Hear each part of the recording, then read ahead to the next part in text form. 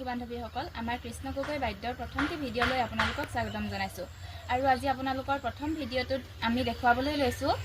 আমাৰ এখন কঁঠাল কাঠৰ টুকাৰী যিখন আমাৰ বেংগলোৰৰ পৰা অৰ্ডাৰ আহিছে এইখন আজি আমি ডিস্পেচ কৰি পঠিয়াম এইখন হৈছে কঁঠাল কাঠৰ টুকাৰীখন ডিজাইনটো চাব পাৰে আপোনালোকে আৰু আপোনালোকক যদি লাগে এইখনৰো ডিজাইনটো আপোনালোকে চাব নিজৰ মতে কাষ্টমাইজ কৰিব পাৰিব আৰু ইয়াৰ লগতে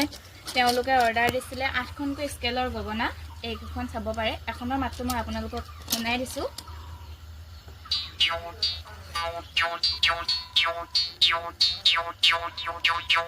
আৰু ইয়াৰ লগতে তেওঁলোকে অৰ্ডাৰ দিছিলে দুটাকৈ বিহুৰ বাবে টকা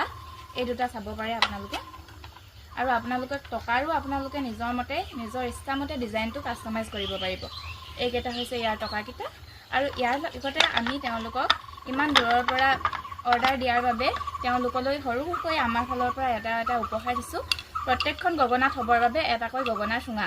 আৰু তেওঁলোকক আমি ধন্যবাদ জ্ঞাপন কৰিছোঁ যে ইমান দূৰৰ পৰা আমাক কৃষ্ণ গগৈ বাদ্যক চুজ কৰাৰ বাবে ধন্যবাদ।